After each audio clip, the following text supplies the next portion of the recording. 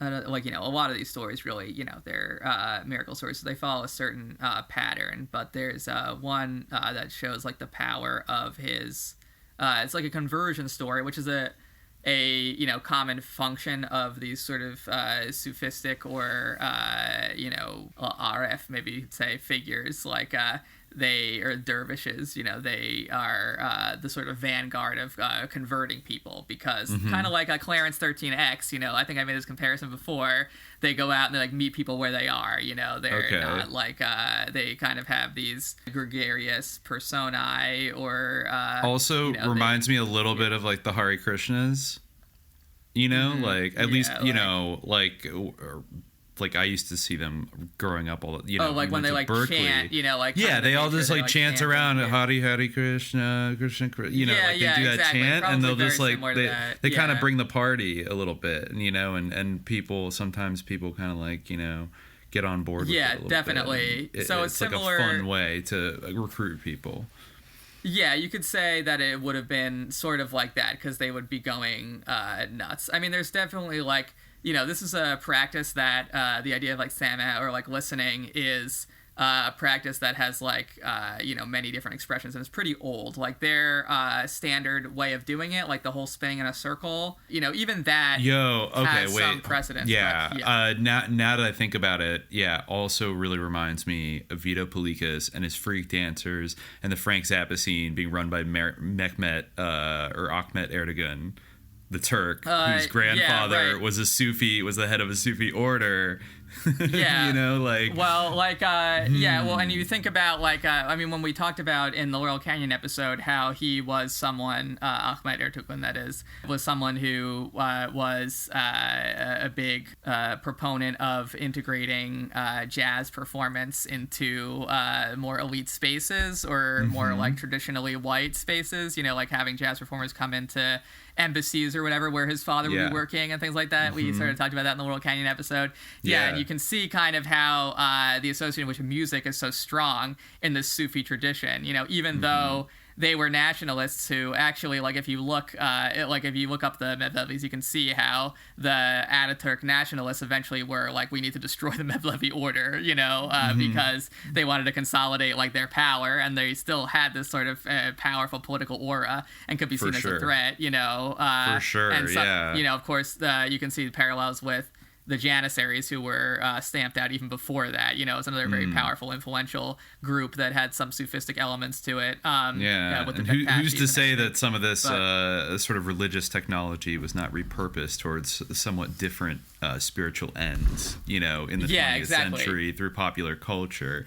But it's very interesting that the dervishes were like the vanguard of proselytizing Islam. Yeah. And you can like see how, in the when he's in the story that we read earlier of the death of Rukn al-Din, when he's saying like crank up the horn, like bring in like the oboe, it's they are kind of freaky, to be honest, sure. And even the oboe, I was surprised. Much like polo, I didn't realize the oboe kind of went back that far. Yeah. I mean, it's like obviously going to be like a version of it, but like the ney, the reed flute, it's famous, and so we talked about like the sort of long hair thing and everything like that. I mean, hair is such a powerful image that comes in through this book. Maybe we'll encounter a story that it's also with hair, but it's hair. Well, it also really hair, like that musical, like exactly. And also like when I was thinking back to like the Grateful Dead movie, the way the kind of the typical style of kind of Grateful Dead, particularly women who were like Grateful Dead Deadhead dancers and stuff, was like spinning around. They usually had long flowing like hippie hair, and they were always like spinning around. Like I think they might have even compared them in the documentary to whirling dervishes, and like they performed very much the same kind of function. Like they were the merry vanguard, like spinning around, like kind of tapping into the spirit, and thereby like kind of promoting this quasi-religious cult around a jam band. But still music was obviously very central to that. And they even, were kind of into like their weird like world music kind of I mean, it's not weird, but you know what I mean. Like, I forget. I think Mickey Hart, that one of the drummers, was obsessed with like studying like African polyrhythms and Middle Eastern music and stuff. There was that whole Blues for Allah album, like Yeah. Allah, you know, like all, and of course there's a huge. I mean, with the Beatles and like their interest in like there absolutely is a huge influence, like and even in jazz itself, you know, I think we talked about this a little bit in maybe our Busta Rhymes episode, I think, where we talked about how the influence of Indic or Near Eastern musical styles on jazz, often through like Muslim musicians or the Ahmadiyya like missionary movement in the U.S. and things like that. So there definitely is like a connection there, and yeah, they were. For like this is, you know, when you see like a Mevlevi style, like if you go to Turkey like as a tourist and you go to see like one of these things, or you watch one on YouTube, it has this very regimented quality to it where it's like this sort of slow dance. But if you you know, even read like 19th century Orientalist accounts of these rituals, they're like, you know, agog and like horrified at them, like foaming at the mouth and like stuff, you know, like and they're just like, oh, these like disgusting like dirty freaks screaming and you know so they really could be very wild with it. And I mean, there's definitely in this, obviously, like the spiritually advanced people would be participating in some extent. They would be in ecstatic raptures and they'd be moving around. I remember there's a story of Junaid, who's another, you know, a much older but influential sort of Sufi figure, who's mentioned in this book as a past exemplar, and he was attending sort of a performance like this, a sama, like a listening session, and other people are kind of running around and throwing their arms and sort of waving in ecstasy, and someone asked him like, oh, you don't like doing this? And he said, well, you know, like I move internally. So there is a tradition that like even sometimes if you look at Persian miniatures, you can see like the more advanced masters kind of are being still, and the disciples are moving because like they can move internally. And it's the same sort of idea of like internal mastery and movement. And, you know, this goes into sort of what we talked about, where there's the sacrality and the, obviously, like, singing and dancing is something that's controversial in Islam, as it is in most religions to some extent.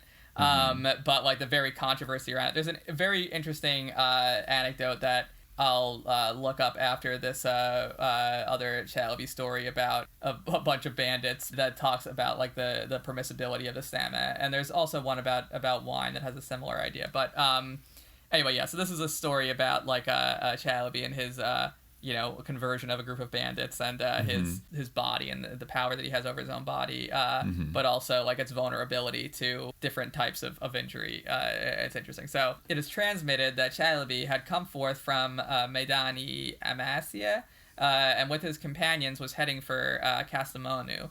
On the road, he said, "Today will we encounter bandits, be prepared." So again, precognition. After some time in the vicinity of the fortress Othmanjak, they encountered bandits from Aintab, or Antab. The bandits raised a great tumult and shot a storm of arrows at him. He received a wound in his blessed leg. It is said that on that day, Chalabi was wearing the patched shirt of the Knower of God over his tunic, or the Telga Yarafi. So that's like a common thing where, like, obviously they have this aspect of asceticism to them, so they will like wear bratty sort of patched clothes, and often over time they'll stitch it up together, so it's a big symbol of like Sufi excellence is to have this patched cloth but anyway, so when the arrows arrived, they would bounce off. The bandits, thinking that he was wearing chainmail under his robe, went on shooting arrows one after the other. In the end, they denuded the people of the caravan and stripped the companions. They asked Sheikh Bahauddin Kayat, the tailor, the custodian of the sepulchral shrine, "Who is this person?" He replied, "This is Chalabi Arif, the offspring of Maulana Jalaluddin." He raised a shout and fell down. They raised a shout, all the bandits did, and fell down from their horses. Bearing their heads, they stood in acknowledgement. All of them became disciples, and Chalabi gave the patched frock he had been wearing to their leader. Meanwhile, the bandits returned everything they had taken from the companions and the caravan, and having dressed Chalabi's wound without salve, they presented apologies. And a wondrous thing was that no trace of the blow of their arrows appeared in that blessed garment. Poor wretched I am, by way of supplication I asked, No harm from so many arrows of poplar wood occurred to Chalabi's blessed clothes, but then the affliction of a blow definitely occurred in his blessed leg. How did this happen? Chalabi replied, My father did not want me to leave Konya. He went on, I absented myself without his approval. The extent of a wound and affliction is because of the disturbance in his heart.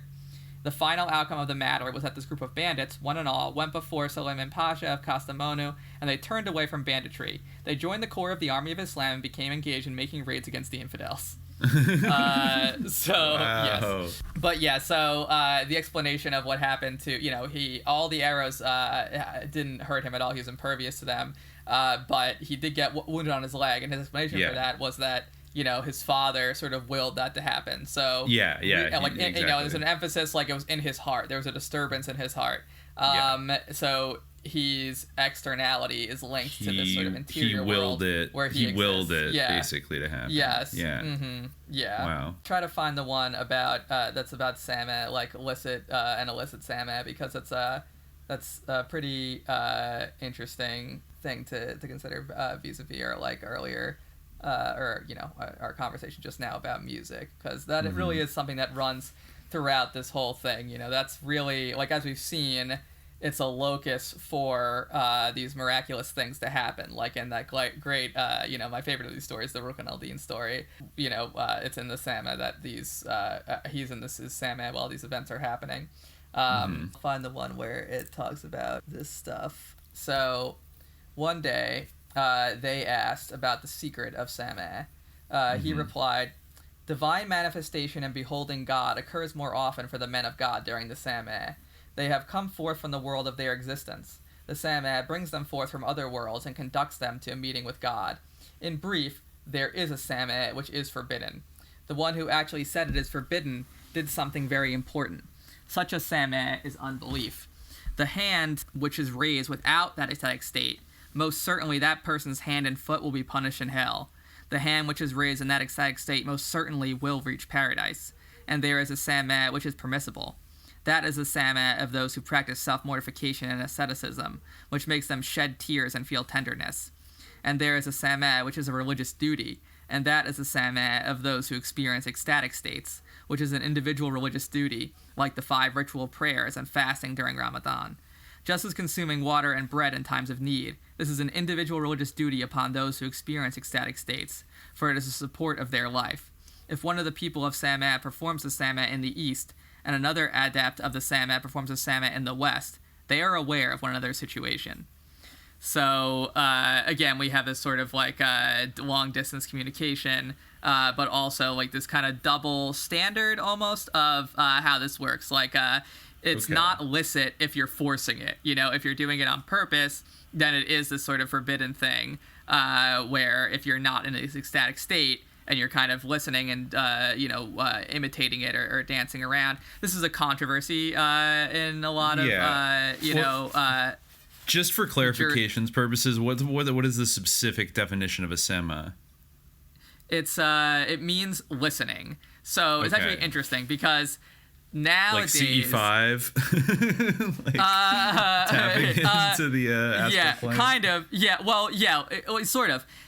Nowadays, people associate it with the very specific type of dancing that Mevlevi dervishes do, for tourists. And it but in the traditional context, it means basically something different, which is that this is sort of a music listening session. Sama literally means listening.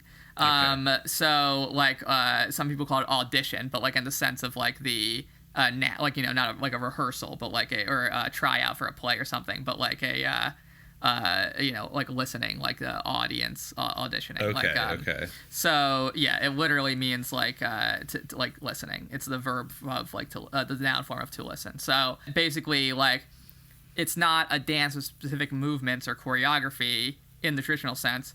What it is it's the listening to this music and reacting to it. And of course, music, as we know, has a a lot of controversy in the totalitarian evil religion of Islam that destroys Western civilization. But sure. like the yes, right sure the like only the very taff like drum, right? Only the taff drum. The daff, yeah, of course, the yeah, daff that's drum, that's the only drum yeah, exactly. Right, and auto but, tune if you're in the Islamic State, a tasteful amount of auto tune. Yeah, tasteful, yeah, exactly, the human voice. But obviously they use all sorts of different instruments, the rebec and all these different instruments, the ney, flute, and things like that. But so this is definitely within the range of that controversy. And there's also like a sub controversy over, even if you accept that it's okay if you're in an ecstatic state, there's a controversy over whether, can you like sort of imitate an ecstatic state until you get to the actual point, or do you have to just wait until you really get it? There's that whole thing as well. Yeah, so he's kind of saying here that like beholding God happens through this process, and it brings them forth from the world of their existence. And so there's a type of sameh that is not allowed, and that's when you don't have this ecstatic state and you're just sort of dancing.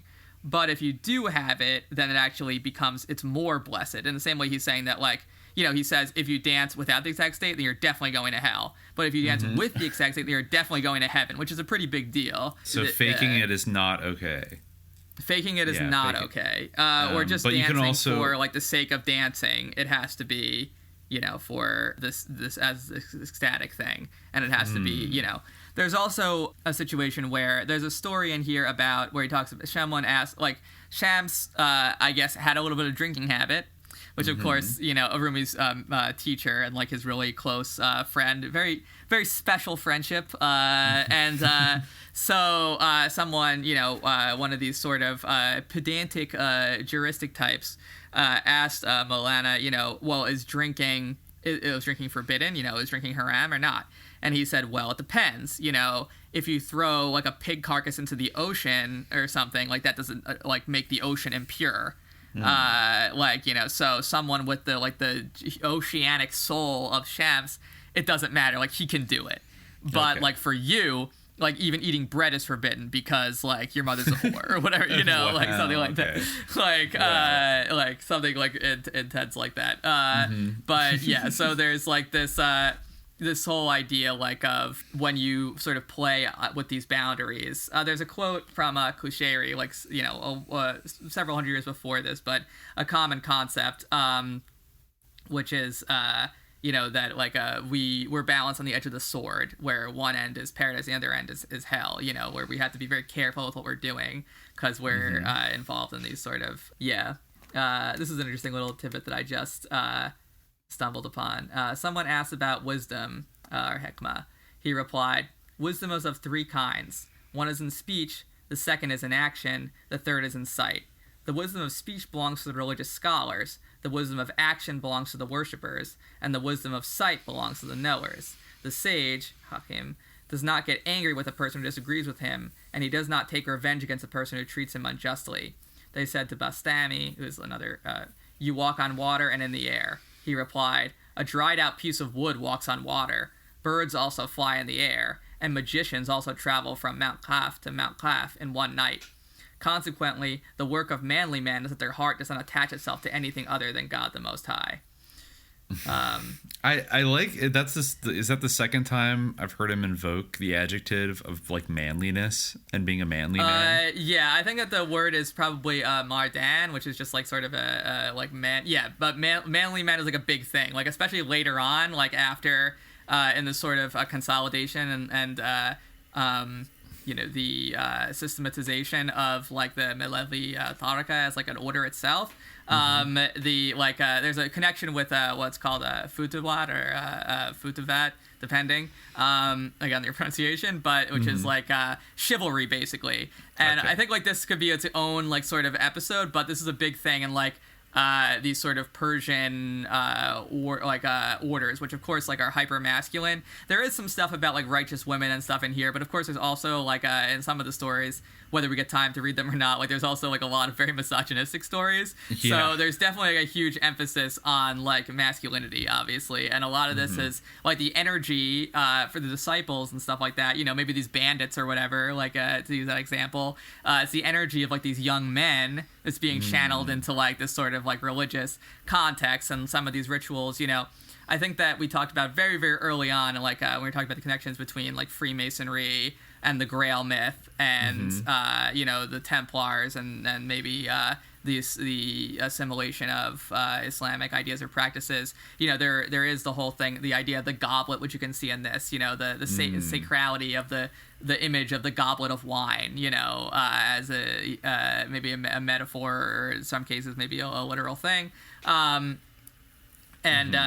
So like that type of stuff, like in those groups, like those sort of chivalrous, or like you know, young manly. Literally, futsubat means like young manliness. So like in those like types of orders, like that's the type of thing where like certain scholars, I don't know like what the actual truth of this is, because I think it's like a little bit too facile, but definitely certain scholars like Syed Hossein Nasser has said that like, you know, the idea of chivalry in the West can be traced to these sort of groups of like these Futuhat orders, or these like Akhi type groups.